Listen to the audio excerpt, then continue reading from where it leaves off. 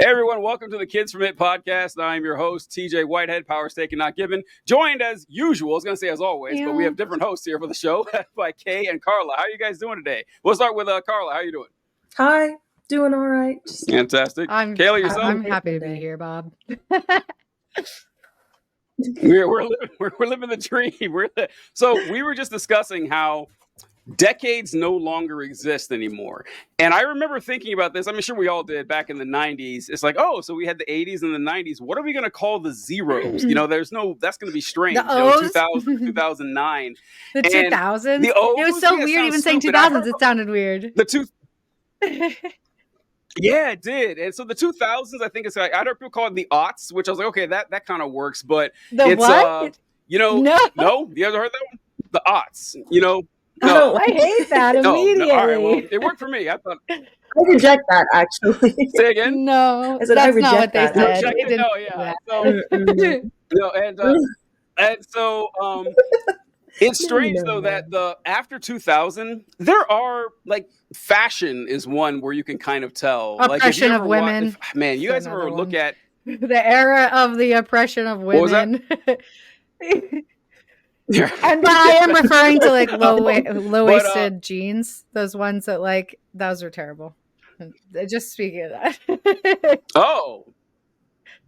Yeah, I didn't know what you meant, honestly. I wasn't quite sure. But I was like, the clothes that we wore in the 90s, like, I don't know, for girls, they were impossible. Yeah. They were like hard to be comfortable in. I feel like I just killed the vibe, guys. I'm so sorry. Yeah. No. Heroin chic was like big in the 90s back then. It was just where, all the models weighed 48 pounds and looked like cancer patients. That was a bad time, because like that wasn't sexy. Nobody thought it was. It was why did we let the people get away with that? But like with fashion, I was thinking it's just like sports stuff. But if you look at the 2006 NBA draft or something, they all have like these boxy suits with jackets that like go to their knees. It looked like it was terrible. It was so baggy and nothing was form fitted. No, it was awful. Yeah. And so, but outside of that, everything kind of like melds. And I think it has a lot to do with technology, honestly, that like we have like this monoculture that everyone kind of stays, like roughly the same. Like we get small upgrades on particular objects. Like, for example, we had like in the 80s, the Walkman was a revolution where you could actually carry music with you and have a tape player. And then you guys probably remember this. Like, you guys remember carrying CD players around and like it'd be skipping all the time. And I remember I was so happy when I found like an anti-skipping CD player. I was getting so hyped when you get into somebody's car and you're like, do you have CDs? Like, can I flip through your CD book? Yep. Yeah. Yep. Like, what do you got in here? Let me see. Yep. That was such a way to identify yourself too. I feel like as like a teen and early 20s in the 90s, like people put work into their CD collection. That's a great We burned our own CDs. We made our own playlist. Yeah. That is a great point with the CDs because even if you burned your own CDs, you had such limited resources in the music. Like you had to put time or money into the music you got. Now you can listen to anything you want, anytime you want. You can have a trillion songs. I think the music industry boycotts kind of detracts from your personality that way. Yeah. About the streaming stuff? Yeah, like it's impossible to. Yeah. Oh yeah, they hate it. Yeah, make money. And also even to like study your own craft, to like know where your listeners are coming from and like I don't know who's like really passionate about it. When people I hit download on stuff all the time and I have to go back later and delete it because I'm like, I'll never listen to this album. Yeah. I have my old man complaint with music is that I don't like songs are so short. I don't like that songs are 2 minutes and 15 seconds. I hate it. And I get how long do you want them to be? I'm nodding like sure, but a regular song is like that's like fair. 3.5 minutes. Like 3.5 minutes. That's a decent song right there. But now, like you have a hit song and it's 1 minute and 50 seconds. I mean, no, that's absurd. And I get why they're getting shorter because of streaming. The more streams you get, the more money you make. So make the song shorter, they'll stream it more. And it's just like I hate it so much. Like for example, I mean, this is an extreme example. Like Bohemian Rhapsody is like a 7.5 so song. long. Oh, such a banger. Never make it today, and that song's a masterpiece. It's 50 years old. Boy from a poor family. Exactly. It's amazing. You're gonna get me started. Galileo Figaro. And oh shit, TJ. Oh, it's a great song. That's pretty good. It's a fantastic song. Yeah. So the song, there's no decades anymore. One more thing about music. One more thing. I swear to God, it's just that I find it funny that 80s music, at least to me, seems more dated than 70s music. Like it sounds older because it's got that synth. It was part of the musical era, the grunge. It was like not grunge, because that really came about like later, I think in the 90s. But 90s. It was like the forefront of that grunge sound where I think it was supposed to sound like that.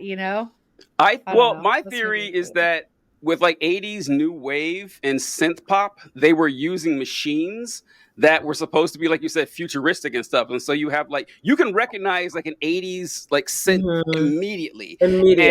But a 70s song that's just a guitar and drums, you're like, okay, that could have been made now. And so they sound older than the 70s. That's always been kind of strange to me. But anyway, the show is not about music or decades or the concept of time. We should do a musical episode. We should do it. No, please.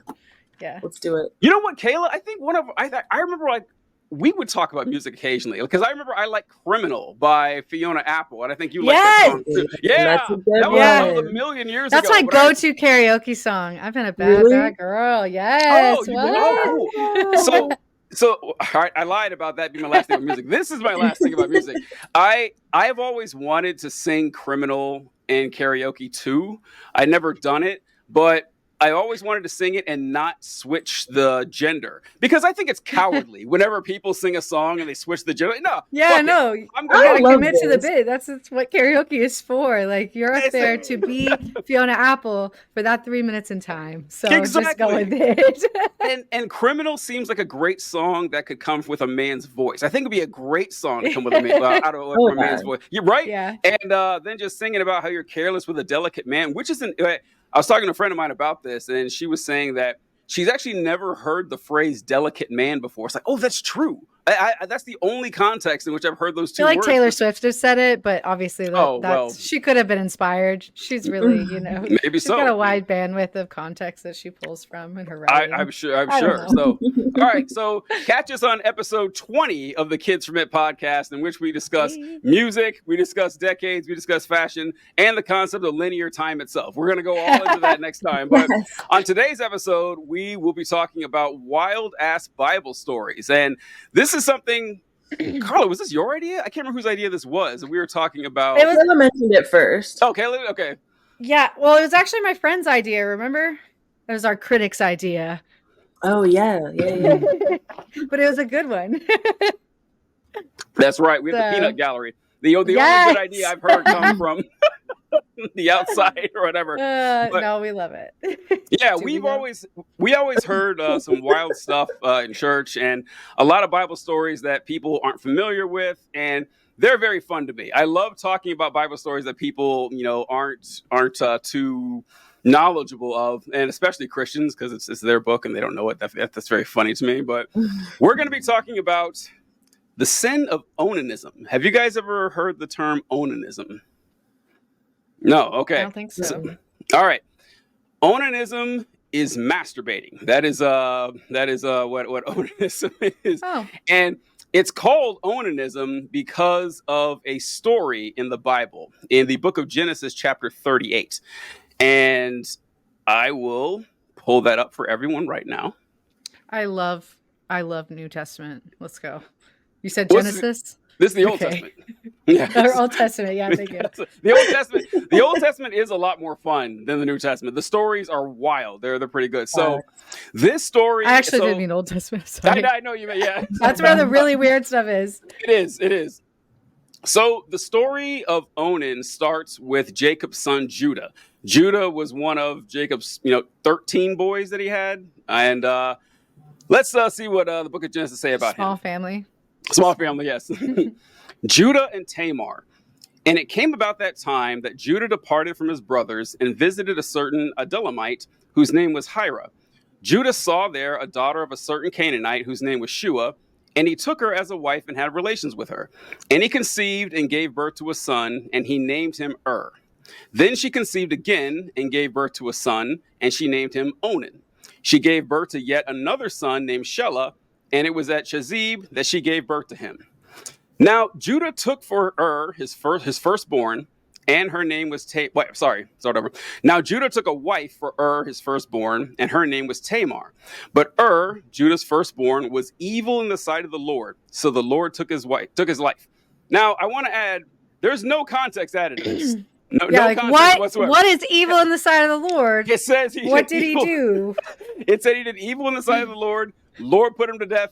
No further explanation. I mean, God doesn't know it to you. Like, who do you think you are? So I'm going to give you all these random books about all these other random people, but do not ask questions about my dude okay? Then Judah said to Onan, little brother, have relations with your brother's wife, and perform your duty as brother-in-law to her, and raise up a child for your brother. Now, Onan knew that the child would not be his. So, and by his, he means that, this is going to be legally his brother's kid. He's doing this out of a fulfillment, for the law. Now, Onan knew that the child would not be his. So when he had relations with his brother's wife, he wasted his seed on the ground so that he would not give a child to his brother. But when he did what he did was displeasing in the sight of the Lord, so he took his life also. And so that might sound a little confusing right there, but what happened is I got it. Okay, all right. So anyone not tracking what was going on here, Onan had sex with his brother's widow and pulled out and spilled the seed on the ground, and God said, Bible, why do you say it like that? And God said, what the hell? And God killed him too. So God said, listen, I got two guns, one for each of you. Well, exactly. God is on a killing spree for Judah's boys. So listen, it was a biblical command for Onan to unload in his brother's wife, and he didn't do it, and God killed him for it. And so, do you know what the I get it. What exactly were they trying to fulfill? Like, what was the law? What was the issue? Why? Since his brother died before he had a kid, his brother's line came to an end. And so he's like, well, I'm going to give your brother a son by banging his wife, and then he can continue that side of the family line. And he says, well, the kid won't legally be mine, so fuck that. I'm not going to do it. And he pulls out, and Judah and God's like, I'm not just giving these bitches kids for nothing. Right? Exactly, yeah. And so God's like, look, man, I told you very clearly to bust a load in your brother's wife, and you didn't do it, and I'm not cool with that. So God killed Onan. So because of that Bible story, people said that masturbation is wrong. And the story isn't about masturbation, which is very funny, that it's actually not about masturbation at all. And I don't know what it's about, honestly. Why do they think it's about masturbation? So it's about, because the act of sex is about trying to procreate. And so since he didn't try to procreate, he's committing a sin, meaning that if you have an orgasm without trying to procreate, that becomes a sin as well. So interestingly enough, I was never what was that, Kayla? It's a few leaps.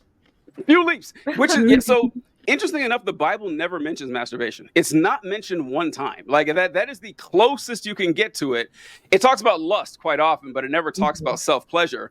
And I will give credit that when I was taught this story in church or in school, I never had anyone explicitly teach me that this is about masturbation, or they never said it.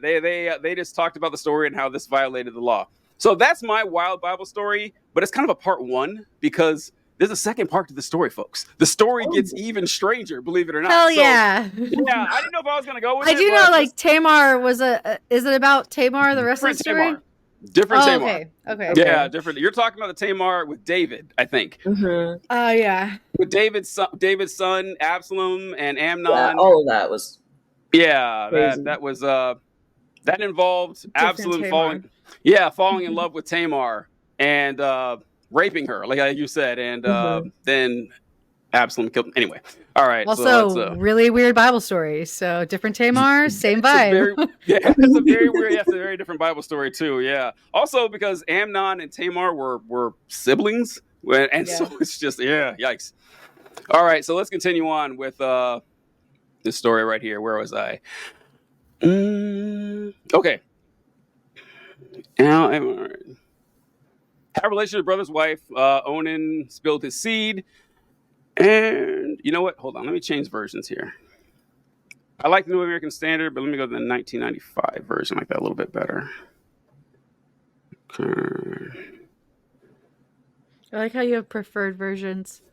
Who doesn't, right? Let's say, all right. All right, but what he did was displeasing in the sight of the Lord, so he took his life also.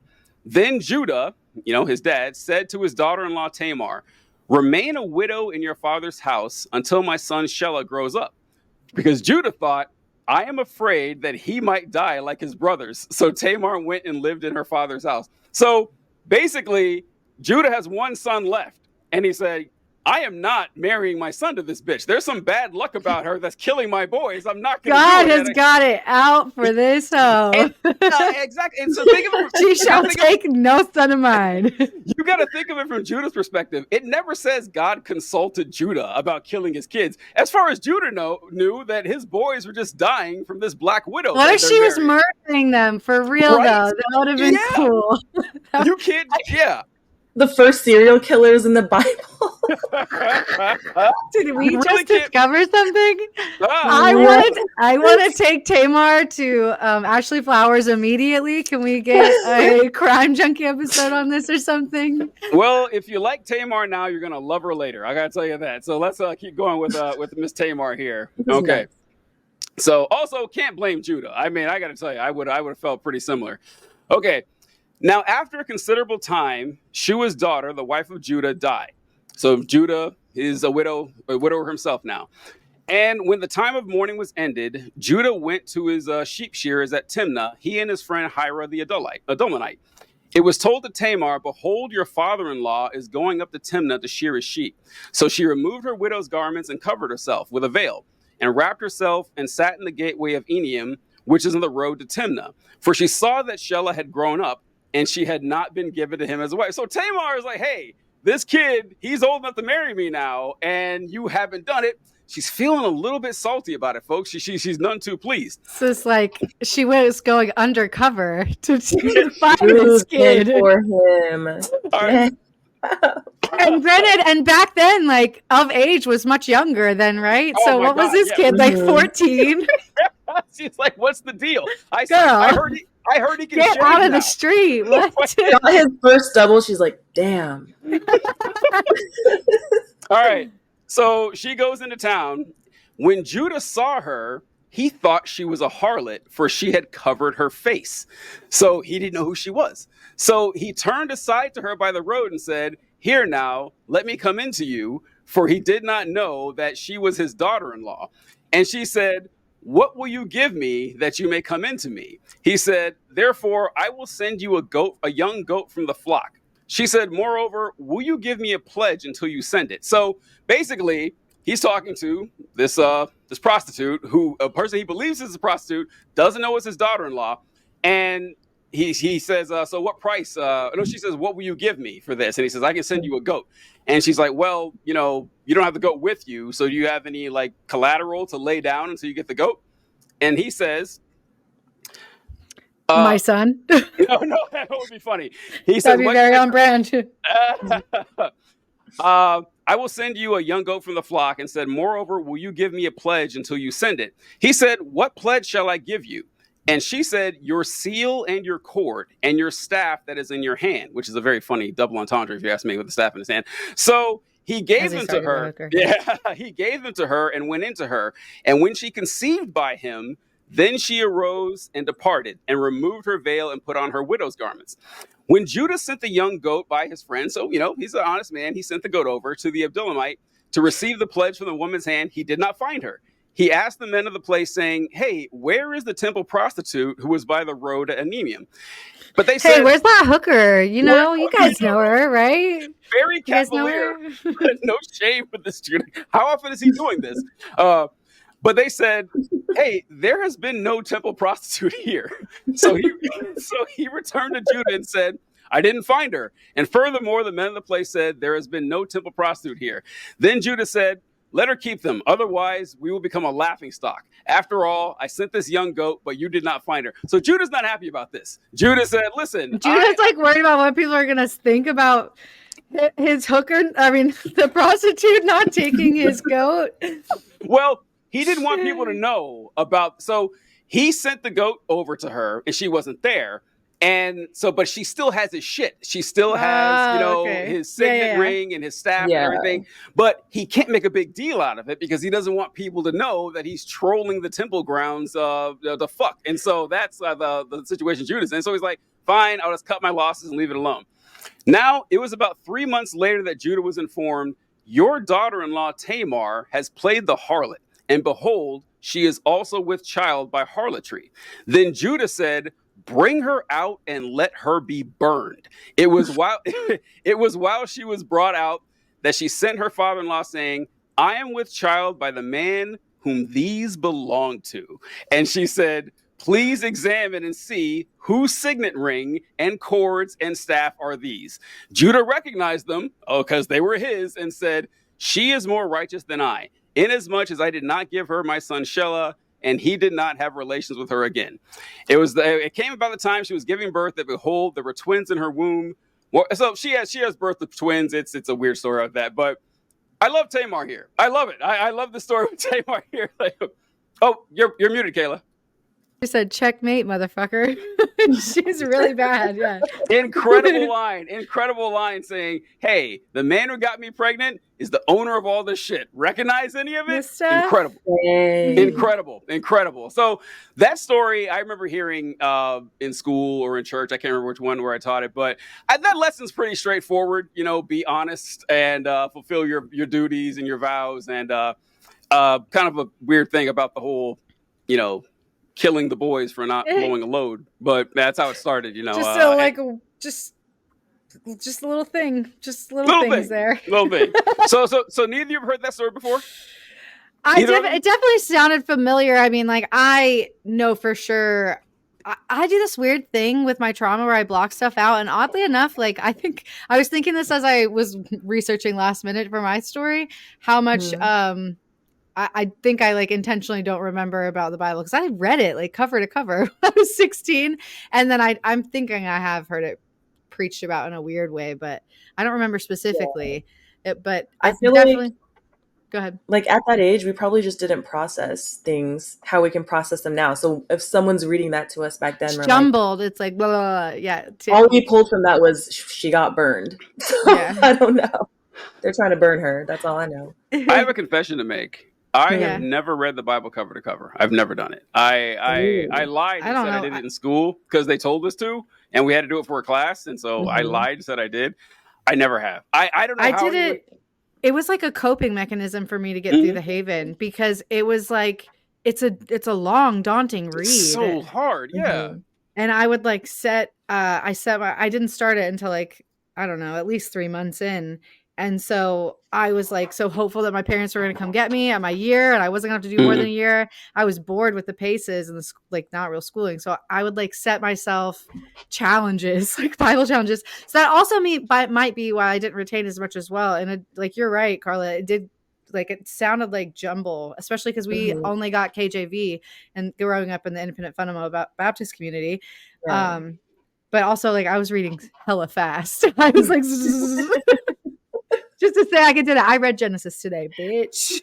Or whatever it was. Genesis I've definitely read. Genesis is a blast to read. Genesis is a fun... Look, if you guys are unfamiliar with the Bible at all, I highly recommend the book of Genesis. It is a wild ride, top to bottom. The craziest stories imaginable and fun, entertaining stories. A lot of them you'll know. It is a fun read. Genesis and Revelation are very fun reads. Revelation is more crazy, but Genesis...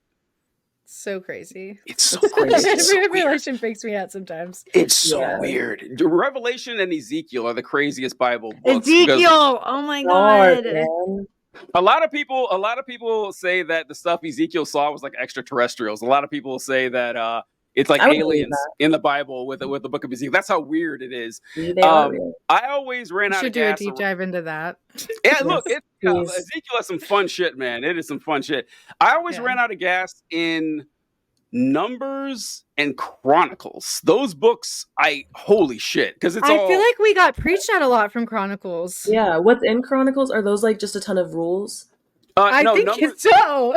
Numbers and Chronicles are going to be mostly genealogies, and Chronicles. Like, so and so begat so and so begat so and so begat so and so. It's no, fuck that. It's not happening. And there's all the names.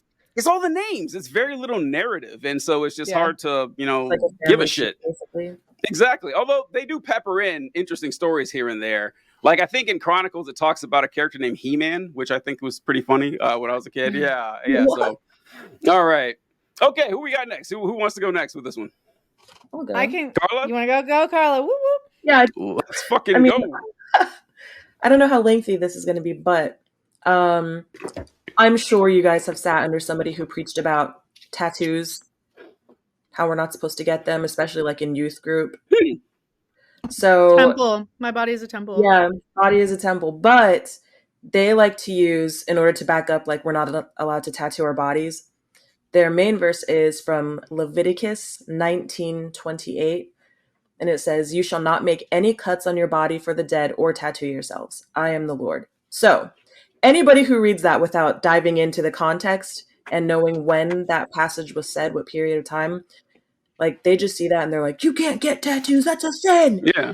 And I've seen some pastors like shame people, have them come up to the front of the church. Like my old pastor shamed his own son because he left church for a little bit, went and discovered himself, came back with tattoos, piercings, and frosted tips on his head. So he saw that verse, quoted that, and I've heard it just growing up. But really, this verse is talking about pagan worship. So it's preaching to the people in the Old Testament. They used to do a lot of like mourning practices. I mean, we still do it today. We get tattoos to remember people, but they did it to a pagan god. And back then, that was considered like an evil satanic thing to do. So, I mean, it was a law back then, but for like demon worship and stuff like that. And now they're just like, you can't get tattoos, you can't mark your skin. And then they start to go into the my body is a temple. And then they completely just forget that they spoke about tattoos, and they go onto a whole other tangent of all these other things to make us feel even more guilty for having gotten a tattoo. Yeah. It was like quoted like that too. Like it was a non-negotiable, like there. Yeah. God said it right there. Like we don't even, whatever. And then you're right. It would evolve into some other more ominous like kind of thing. It's like, dang, if they've taken verses like that and then made all these rules for us, what else have they not, looked into and seen the actual context of that passage? It's crazy. One little verse. Huh. I didn't know that. I never really thought too much about like why the tattoo verse was there. I never looked into it, but that does kind of match up with a lot of the commands that you'll find out were specific for a specific reason. This is actually addressed in the New Testament with in the book of Acts. So in the book of Acts, you have all the, living disciples getting together and trying to decide how this whole Christianity thing is going to work.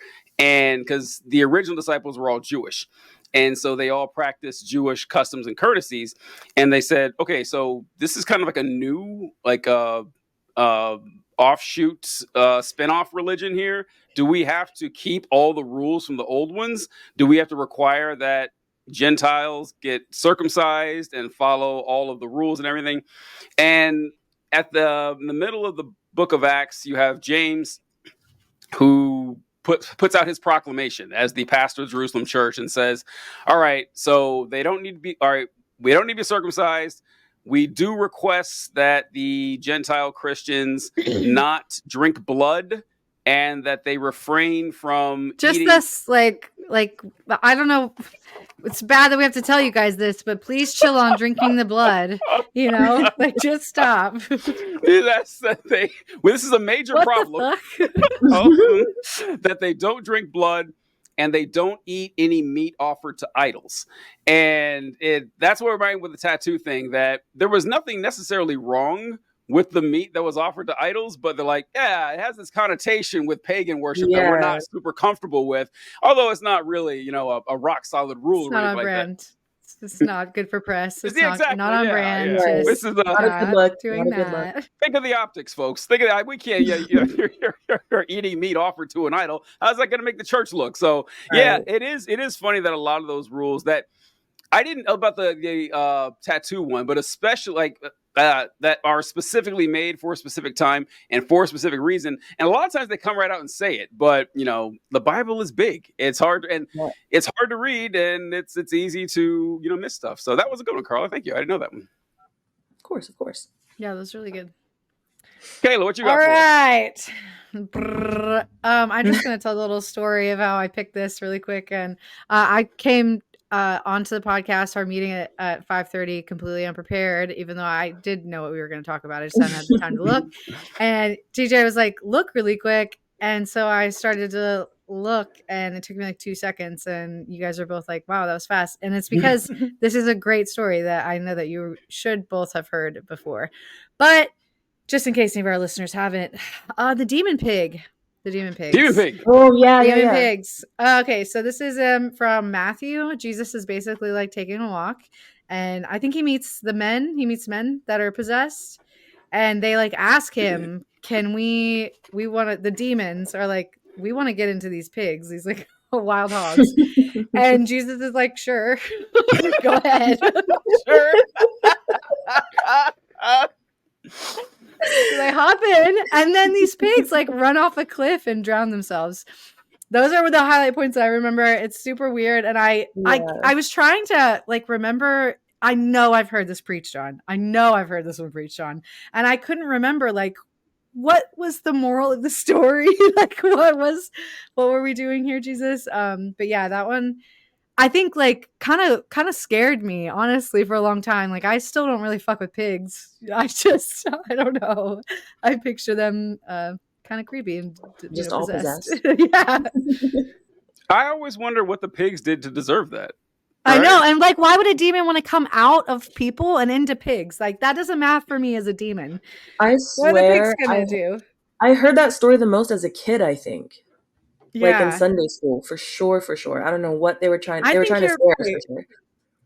All right, TJ, do you have any idea what the moral of the pig story was? Let's find the. I should have figured this out. Let's find the pig demons in the Bible. Matthew 8. Let's see the source text here. What we have. Oh, it was Legion. Oh, I was wondering if it was the Legion story. Oh, God, we are many always. I say that all the time. Legion's a demon in the Bible. I'm just gonna say that. Whenever I refer to like a multiplicity of things, I always say we are Legion because that just sounds so cool. It sounds so fucking cool. I didn't know if that was the Legion, because there's a couple of demon possession stories in the Bible, but I'm glad to hear that was the we are Legion story. All right, let me see if I can find the passage here. Okay, Jesus sends the demons into pigs. Let's do a little Bible reading here. Oh, Jesus sends demons into pigs. Matthew 8:28. And when he came out to the other side of the country of the gardens, there two demon-possessed men confronted him as they were coming out of the tombs. They were so extremely violent that no one could pass by that way. And they cried out, saying, "What business do you have with us, Son of God? Have you come here to torment us before the time?" I do remember them talking about this because like the demons know that they are free to roam the earth until, the resurrection and the last judgment. And they're like, hey, what's JC showing up early for? What's going on? And let's see, now there was a herd of many pigs feeding. Oh, hold on. What business do you have with the Son of God? Have you come to torment us before the time? Now there was a herd of many pigs feeding at the distance from them. And the demons begged him, saying, if you were going to cast us out, send us into the herd of pigs. And he said to them, go. And they came out and went into the pigs, and behold, the whole herd rushed down the steep bank into the sea and drowned in the waters. And the herdsman ran away and went into the city and reported everything, including what had happened to the demon-possessed men. And behold, the whole city came out to meet Jesus. And when they saw him, they pleaded with him to leave their region. They said, Jesus, get the fuck out of here. You know how much money we lost on these pigs? This is our livelihood, bro. What are you doing? That's your favorite part of that. That's incredible. People got mad? Yeah. Yeah. So, like, the problem with our town 30 minutes ago was we had two crazy guys that hung out in the cemetery. Yeah, they weren't bothering anybody. We all just walk around. We don't need a trail. And now we've lost like our money and our food and our pork supply. You've ruined the economy of this entire town. Not what we ordered on the list of miracles. The only thing I remember from that was them talking about how pigs were unclean. I remember them mentioning that a whole lot with this story, but not a whole lot else. It was just a simple demon exorcism, you know? And Kayla, I don't know why they asked to fly into the pigs. Because they said, if you're going to cast us out, let us go into the pigs. It's like, well, do demons need to possess a corporeal body? Was it a pride thing? Exactly. Do they? Yeah. Or was it like a pride thing? Or were they just trying to make sure that Jesus didn't take them out for good? So they were like, let's get in these pigs. Okay. We'll just get rid of these bodies. And what you got, Carla? What you got? It says, when Jesus Christ was tempted by Satan, Satan asked him to do certain things, which he denied. But in Matthew 8, the demons wanted Jesus to drive them into pigs, and he did so. So basically, he falling into temptation, I guess, is what they taught us. What? But so that would mean Jesus fell into temptation, and he couldn't do that. He actually fell one time, and then the herd ran into the water and drowned. Well, that would mean Jesus isn't sinless, and the blood sacrifice would be negated. I guess it depends on your soteriology. I don't know. Who knows? It's all made up anyway. It's all made up anyway. It's a lot to learn about at Sunday school when you're 8. Really glad I just read that. I can't handle that. What was that, Carla? Said I'm really mad I just read that. My brain is like, whoa, chill. Yeah, I don't know. Yeah, that was the demon pig story. Demon possession stories. It feels really hypocritical. Like, what? And I just didn't understand that's the actual message. What did they teach us then as kids? But there's very little lesson to be learned. Like, their lesson is that the demons maybe they could go with the demons know God is real and the demons tremble, like in the book of James. But I can't get over the demons' reasoning here, because that's what I'm saying. They had to have made up whatever they taught us. The demons went into the pigs, but the pigs immediately died. So what happened to the demons then? Like, I don't get it. I just I don't understand. That's sorcery. Yeah, I don't get it. Stuff. I did have a wild card story that you guys, I'm sure you're familiar with this one, with Jephthah's daughter. Do you guys remember that one? Why do I keep doing it? Okay. All right. Jephthah's daughter. Yes. Oh. I'm sure you guys know the story, actually, but you guys don't know the name, but we're going to go over this one real quick. So this is a story in the book of Judges, which I say Genesis has wild stories. Judges. Wow. Judges is the story that we talked about. We should do that one with the guy who chopped up his concubine, the one that we didn't record last time. That's yes. All right. I'll do that one after this. We have time. Okay. So this is the story of Jephthah's daughter. This is in the book of Judges. And Jephthah was a judge who was fighting against an enemy. He was leading an army. And he was none too confident that his men were up to the task. He didn't know if they'd actually win. So he makes a deal with God to help him, if he only could make a deal with God, and to help him actually defeat this occupying force. So let's see what he has to say here. This is from the book of Judges, chapter 11. All right. And Jephthah made a vow to the Lord and said, if you will indeed hand over to me the sons of Ammon, that's the army he's fighting against, then whatever comes out of the doors of my house to meet me when I return safely from the sons of Ammon, it shall be the Lord's, and I will offer it with a burnt offering. So does everyone know what happened? What he just said here? Everyone's tracking that. He says, if you help me defeat this army, whatever steps out of my door when I come home, I will offer to you as a burnt offering. pretty clear. Like I think it's pretty it's pretty like clear. Russian roulette with your family. Whichever one of them comes around and knock, you can have them. All right. So Jephthah crossed over to the sons of Ammon to fight against them, and the Lord handed them over to them. He inflicted a great defeat on them from Aor to the entrance of Minnah, 20 cities, and as far as Abel Keramim. So the sons of Ammon were subdued before the sons of Israel. But Jephthah came to his house at Mitzvah, and behold, his daughter was coming out to meet him with tambourines and with dancing, which just makes it a lot funnier that she actually came out, like celebrating and shit. Hey, Dad, I miss you. He's like, oh, I wish you hadn't. You should have sent out your bitch mom. What the hell? Bitch mom. And so, yeah, the best part of this is that Jephthah has the nerve to act surprised. And he says, so when he saw her, he tore his clothes and said, "Oh, my daughter, you have brought me a disaster, and you are among those who trouble me. For I have given my word to the Lord, and I cannot take it back." So, and on top of everything, it's your fault, kid. It's your fucking fault. How dare you? I have horrible news for you. You have ruined my day because I made some stupid bet with an almighty, all-powerful being, and now I have to sacrifice you. Where do you get off doing something like this, your old man? Yeah, so the story's not familiar to you guys? I'm thinking about this in like a true crime way again, because also I think he wanted to kill his wife. I think he thought wifey was coming out. I love this theory. I love this. Yeah. I love that theory. And that does kind of make, because this story, whenever I read the story, I had the same thought. I was like, buddy, what did you expect? I was like, did you have like a house cat that you really couldn't stand and you thought it would come out first? But I love he hates his wife and he was trying to get rid of his wife. And so he couldn't tell God, give me the victory. God got me. Right. Now my wife's going to come out bitching and God got me. This is a win-win. Listen, if we've learned anything, you cannot outsmart an all-powerful, creator deity who spoke reality into existence. You will lose that bet. Satan lost the bet against him. If Satan's losing the bet, so are you. Okay, let's see how the story progresses any further. I like the ending here. So she said to him, "My father, you have given your word to the Lord. Do to me just as you have said, since the Lord has brought you vengeance on your enemies, the sons of Ammon." And she said to her father, "Let this thing be done for me. Allow me 2 months that I may go to the mountains and weep because of my virginity, I and my friends." All right, so she learns that her old man made a bet with God that whoever stepped out of his house, he would offer as a burnt sacrifice. That's what he said.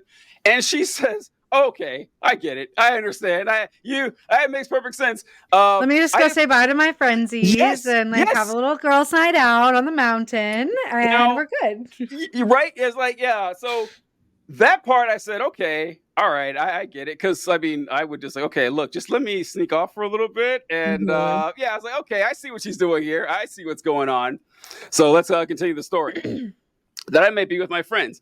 Then he said, go. So he sent her to go for 2 months, and she left with her friends and wept on the mountains because of her virginity." So the weeping on the mountains for her virginity, that's not necessarily because she wanted dick really bad. That's not what that means. It just means that she knows now that she won't have children and she can't be in the line of the Messiah. She's automatically excluded from that. And that's the part that she was weeping right there.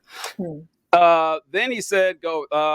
And at the end of the 2 months, she returned to her father. That's how I know the story is bullshit. That's how I know the story is Yeah, this is how I know it's a bullshit story, because she came back after she said, "Let me go weep for 2 months," which I don't care how old the kid was, they wouldn't have actually come back. They'd have ran off and never come back after that. No. Yeah, and at the end of the 2 months, guys, I gotta go back to my dad. He's gonna burn me. Bye. It's been real. And at the end of the 2 months, she returned to her father, who did to her what he had vowed. And she said, she had no relations with a man. And it became a custom in Israel that the daughters of Israel went annually to commemorate the daughter of Jephthah, the Gileadite, for 4 days in the year. Okay, so you guys didn't hear that story. So she's the reason that we got the. Is that the? Never mind. What? No. Please continue, DJ. Oh, so you guys said you had never heard that story in church before, right? You hadn't heard that one? I'm not sure. Probably have and just didn't get it. Oh, yeah. So when I was taught this story, because what? Like this guy tells God, first, help me out, and I will offer a burnt sacrifice. God allows his daughter to come out. That's first off. I mean, God could have done anything to stop his daughter from stepping out. And then God never once says, hey, buddy, don't burn your daughter to death. Like, God never comes down to that story. Apparently, he's like very chummy with him. It's never like, did you learn your lesson? You know, like maybe just stop the lesson before the burning of the daughter. But God never does that in these stories. Never shows up. Never shows up. Kill him. Kill him. And go ahead. So, now this, though, that doesn't look good. Like to a modern audience, you're like, what? Like, this is the God we're worshiping, the one who's okay with this human sacrifice. So what they teach, well, this is what I learned, is that, he didn't actually kill his daughter. Like, he didn't, that didn't actually happen. If you look up, like, a lot of like commentaries or, apologetics or passion on this, they said, no, he didn't burn his daughter to death. Like, what happened is he sent her to, live at a temple. And that's why she was mourning her virginity, because, she had lived at the temple the rest of her life. It explicitly said that she went on the mountain and she came back to die. Yeah. That's what that said. Gayla, 100%. 100%. Explicitly says that. It says, I will offer a burnt offering. She says, do what you promised. And then she came back for it. So that's a great tie back to the bite model and what you were talking about last week about, like just the absorbing that tomfoolery, because there's no, how do you sit in a sermon and read explicitly that? And they go, she's in a temple. Yeah. Good for her. Not allowed to question it, for sure. Yeah. If you Google like Jephthah's daughter and you pull up, in fact, I'm doing it right now. If you just Google Jephthah's daughter, let me move this one right here. And like the first question is like, what happened to Jephthah's daughter? I don't know if you guys can read that. Let me see if I can make it bigger here. It says, he did not physically kill his daughter. She would serve in the temple for the rest of her life. Bullshit. That is bullshit. It is complete. And also, because the Bible doesn't say that. It doesn't. Like apologists have to say this to make it more palatable. But all right, let's be charitable here. Let's grant them that. Let's say that's what happened. Still a fucked up story. You essentially sent your daughter to prison for the rest of her life because of a stupid ass bet you made. And once again, God never once steps in and says, hey man, that's not cool. Let her decide what to do with her life. Well, she did just like be excited that dad came home. Like, yeah. Either way, you're right. Like, that does not change the weirdness of the story. Even when they try that bullshit, it's like, nope, sorry, that's still pretty fucked up. That A, he did it, and B, God didn't say anything. So yeah, even like the bullshit answer is still kind of nonsense. But yeah, that's another weird Bible story. We have another one from Book of Judges. Well, unless you guys have more to add on this, because this is my favorite part of the story. Jephthah's daughter is not even named.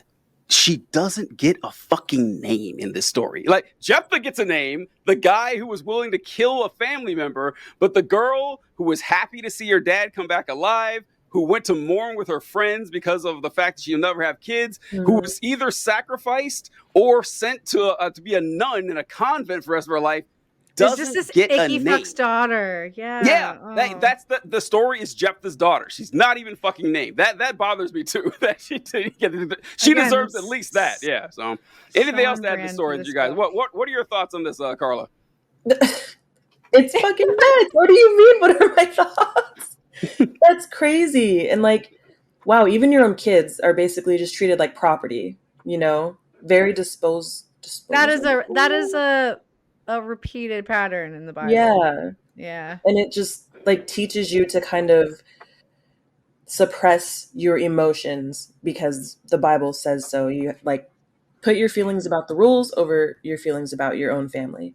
And I can guarantee there has been a sermon out there at some point or another. I've probably sat through it where it was preached. She was preached as like such a godly daughter. She went for her virginity. She returned, had faith in God. That's probably the exact origin of she didn't really die. She knew the punishment was right. She didn't question it. Yeah, what a godly daughter. And then we're like, okay, I won't. I can tell my emotions about this then. Okay. Yeah, let me just bottle everything up. Cool. Dang. We're unpacking a lot right now. We are. It's a lot like the story of Abraham and Isaac, when Abraham took Isaac up for the sacrifice, which, wow. It's like the fact that story is listed in like the Hebrews Hall of Faith in the book of Hebrews, and it says, yeah, this is a great faith by Abraham. It's like, what? I mean, listen, if God, I don't have any children, but if God came down and told me to slice my kid open and burn his entrails on an altar, God can fuck off. Sorry, not doing it. And you know what? Everyone thinks that. Everybody, like the most devout Christian would say no. But we're supposed to think Abraham's a hero because he was willing to do it. And I've always thought that was odd, because like everyone would say they would disobey that command and that we should commemorate Abram because hearing a voice in his head telling him to do that. And look, and then they even pass it on to Isaac. They should have been like, he's unwell. Like, let's get our friend here some help. Let's save his kid. All his neighbors are just like, okay.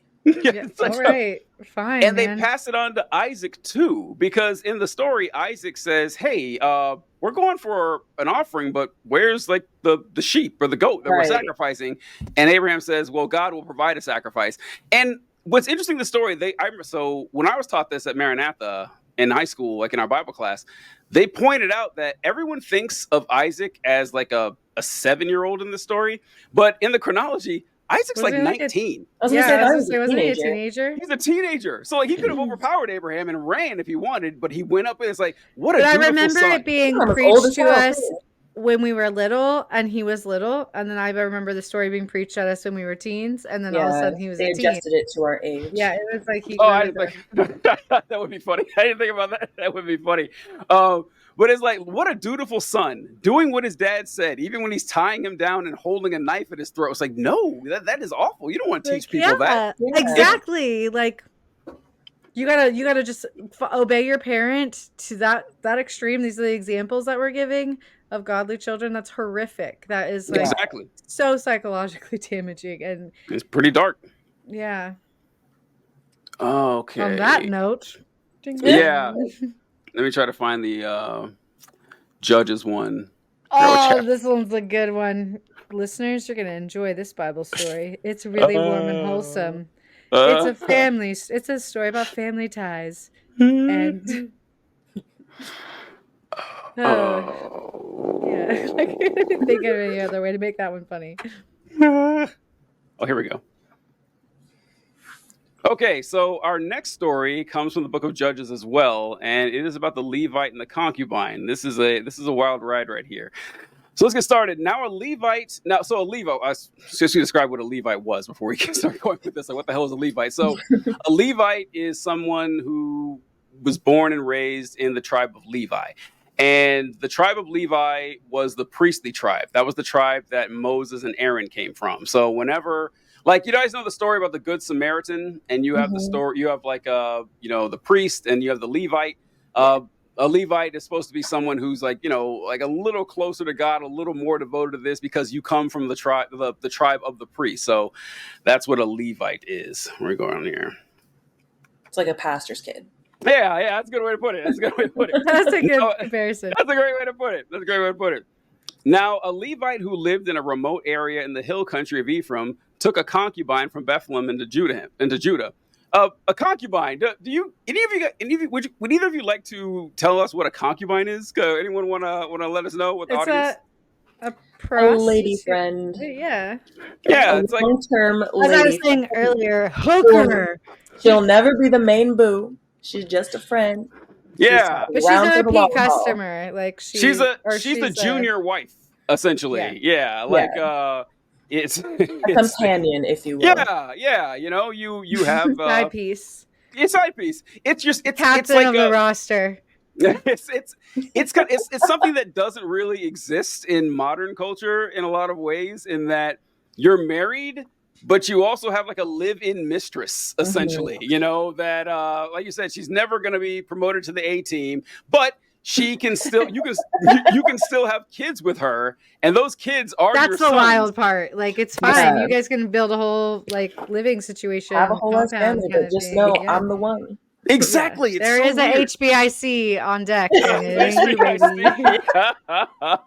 So he's going traveling, and his wife doesn't want to do that shit. So he's like, yeah, take the concubine with you. And so she's like, I'm so tired of riding these fucking camels. Like, why do you have all these hoes around if you are not going to travel with them? They need some work too. All right. So he travels and he meets this old man and asks to stay at his house, him and his concubine. You are welcome at my house, the old man said. Let me supply whatever you need. Only don't spend the night in the square. So he took him into his house and fed the donkeys. After they had washed their feet, they had something to eat and drink. While they were enjoying themselves, some of the wicked men of the city surrounded the house. Pounding on the door, they shouted to the old man who owned the house, saying, bring out the man who came to your house so we can have sex with him. This might sound a little familiar. This is suspiciously similar to the story of Sodom and Gomorrah, when Lot's daughters were accosted by actually it was the angels that went to visit Lot, and the men of the city were pounding on the door saying they wanted to fuck the angels. And his response, the old man, is very similar to Lot's as well. And the owner of the house went outside and said to them, no, my friends, don't be so vile. Since this man is my guest, don't do this outrageous thing. Look, here is my virgin daughter and his concubine. I will bring them out to you, and you can use them and do to them whatever you wish. But as for this man, don't do such an outrageous thing. But the men would not listen to him. So the man took his concubine and sent her outside to them, and they raped her and abused her throughout the night. And at dawn, they let her go. At daybreak, the woman went back outside to the house where the master was staying, fell down at the door, and lay there until daylight. When her master got up in the morning and opened the door of the house and stepped out to continue on his way, there lay his concubine, fallen in the doorway of the house, with her hands on the threshold. He said to her, get up, let's go. But there was no answer. Then the man put her on his donkey and set out for home. When he reached home, he took a knife and cut up his concubine limb by limb into 12 parts and sent them into all the areas of Israel. Everyone who saw it was saying to one to another, such a thing has never been seen or done, not since the days the Israelites came out of Egypt. Just imagine, we must do something. So speak up. Wild. And that, folks, that's the story. That is the Bible story from beginning to end. That's just in there. That's just in there. And I just want to paint a clear picture for our listeners of what happened. Old girl, like, after getting raped all night because he sent her out there, crawled to his doorstep. And I missed this last night. Like, she died with her hands up on the threshold. Like, yep. What? Yeah, did you catch that? Hands on the threshold. No. And then this man comes out in the morning and says, get on the donkey. Let's go. Let's go. Not even, hey, you good? Just doesn't seem to have a comment or remark. Yeah, like, and then just like throws her on the donkey. At this point, has he confirmed that he knows she's dead? We don't know yet. Throws her on the back of the donkey and then gets home and cuts her up into 12 pieces. For why? To send them to all the tribes of Israel and be like, this is your fault, actually. Men in the Bible and the deflection is so real. When your daughter's not around to blame, just blame all of Israel. Yeah, Carla, what Kayla said is correct. Right here is that at daybreak, the woman went. So she survived. She survived the initial encounter. At daybreak, the woman went back to the house where her master was staying. She fell down by the door and lay there until daylight. When her master got up in the morning and opened the door, stepped outside to continue on his way, his concubine had fallen in the doorway of the house with her hands on the threshold. So yeah, she made it back. So what really happened is he probably slept through her beating and banging on the door. He didn't step out to check if she was okay. I mean, just be why wouldn't this fucking guy? Does he sound like the type of guy who's gonna like make sure she's all right and everything?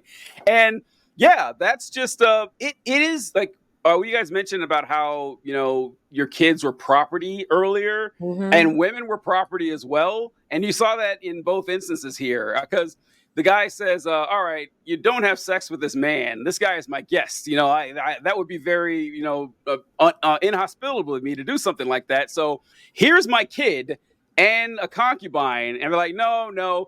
But the guy's like, fuck it, throw the concubine. I don't care about her. And he tossed her out, like you said, raped to death. And this the callous nature of like, all right, let's go. Come on, let's move it. And toss her on the donkey. It's funny you say he didn't check to see if she was dead. That's true, Kayla. He didn't check. It's like, I guess you didn't wake up by the time you got home. And yeah, that was that's the story right there. there's very little to say about this story, which is like, this story is not brought up a lot in circles. It's like, there's not a real lesson here. The only time that I was taught it, they would always say that, well, this just shows the depravity that was going on during the book of Judges. And it sure does. Yeah. That's, I don't know what to say. Yeah, that is an odd story. And you think about like the Bible and all the debates over like missing books and stuff like that, and how like every word in the Bible is treated by Christianity as so precious, and to follow that logic, to have something in the Bible like that you just skip over all the time and don't preach about because it's so out there, does that not beg to call, or just get the wheels turning? It's your precious word. God had his hand in everything that went in there, and then you got these random ass stories like that are horrific. Like, what? I don't know. That unsettles me. There's a lot more. There's a lot more, folks. We could do this every month with wild Bible stories. At least with these though, they're so obscure that people rarely talk about them. What really bothers me are the ones, like we mentioned earlier, with Abraham and Isaac, that are really awful and people know it and it doesn't seem to bother them. Like, true. You guys, so true. You guys remember the story when God sends 2 bears to maul those children? Yeah. I remember people saying that was their favorite Bible story. I can name people who told me that was their favorite Bible story. Go ahead, Kayla. No, that's on brand for IFB. I bet there was so many people. Yeah. What? I remember bringing this up on Facebook many, many years ago and saying, can anybody justify this? Like, in what sane moral system is it reasonable or justified for God to give these children like one of the most horrifying, gruesome deaths imaginable for making fun of a bald guy? Like, does that seem fair? And I'll never forget, there was this guy I went to college with. His name was Zach Broom. That was his name. Fucking, I don't care. And he commented, first off, they weren't kids, they were teens. And I've never forgotten that. I have never forgotten that. How funny that was. Okay. It's like, bro, right? So I was like, kids. Believe it or not, category of childhood. Well, yeah. I mean, who cares if they were 40? Like, I'm sorry, it doesn't change anything about the story. It's just not. Right. It's just like the way it warps and twists your morality to have to accept something like that. At least this story isn't claiming that this is good. I will give it that. It's just the cavalier nature with the way this stuff is discussed. And here's the ultimate thing about this. This is what I want to point out, is that everything about this is not me trying to say that I'm mad at the authors of these books or whatever. I'm not, because I want to talk to my brother about this, that the whole plan of salvation to me is kind of odd, that, God, like we talked about last episode, that his plan to save humanity was to sacrifice himself to himself in a, bloody torture in Bronze Age Palestine or whatever. And it's like, yeah, this book was written by ancient nomads. They were just primitive warlords who didn't know what the sun was. They were just that. If that's how you look at this, it all makes sense. Yeah. It all makes sense. Like, yeah, these are primitive people just trying to survive.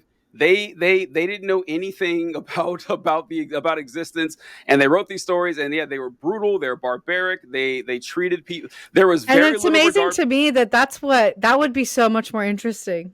I would be like, let me get the Bible. I want to read this shit. What are they doing? It is. It's a lot more interesting. Jesus guy. Jesus is wild. I love him.